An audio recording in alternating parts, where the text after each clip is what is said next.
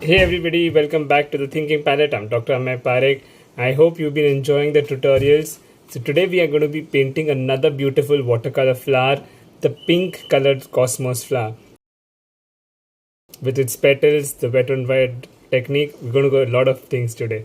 I hope you enjoyed the session. Let's get started. So we are going to be painting the pink cosmos flowers today, of course, with the Sitaram watercolor paper 220 GSM. I love the texture. We're starting with the wet on wet technique. So in this case, I'm taking the brush, the mop brush, and I'm of course making these beautiful strokes of the flower. If you see the flower, this time it looks like it's coming out from the center, like it's bunching outwards. So you kind of need to make your strokes accordingly. We're using water and then we're using the Carmine shade that's almost pinkish in nature. So if you have any of the pinks, you can definitely use those. Rose madder or any of those pinks, those are great. Or of course you can stick to your lighter shades of crimson. How do you get a light shade? Take more water. Again, dropping some new color. So if you see, when I drop the color in the center, the colors just flow everywhere, and that's the whole beauty of watercolors with the wet on wet style. Now if you also notice my strokes, they seem to be heading outwards, right from the center. So the flower appears to be opening outwards, and that's very important. We want to create these two big flowers which are bunching outwards, and some of the flowers which are on the sides. Again, starting with the same principle. Now in this case, there's already a lot of color on my brush, so I'm using that to create this light pink shades, and I'm going in the C-shaped format of the strokes. Those C-shaped format of strokes will kind of, with a little bit of space in between, you see I'm leaving a lot of space in between, and that kind of gives a nice petal like effect.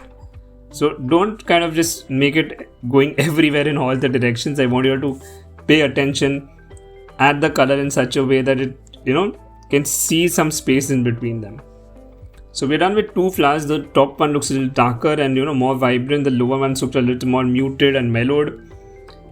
On the side, if you see, the strokes are sort of just outwards, again C-shaped outwards, and some strokes are on the top, which indicates the flower is sort of closed or opening in that direction.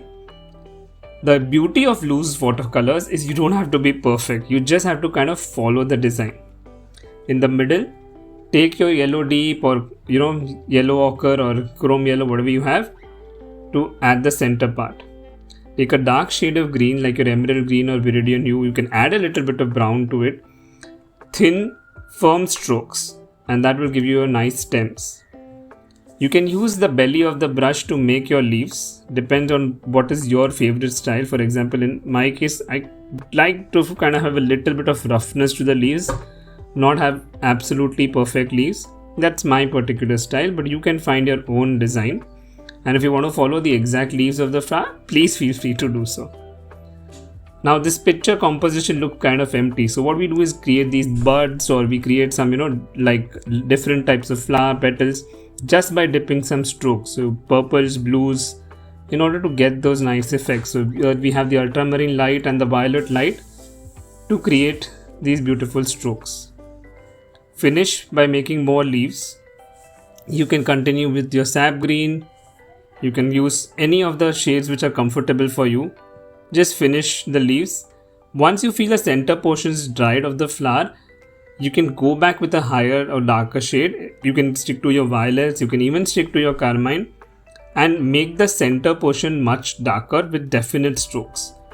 As a result, the depth in the center will increase drastically and it will look really beautiful. I love this flower because it's pink, it's bright, and I love the vibrancy of it. Cosmos comes in various shades also, so if you have a white cosmos or you want to try another shade, please feel free to do so.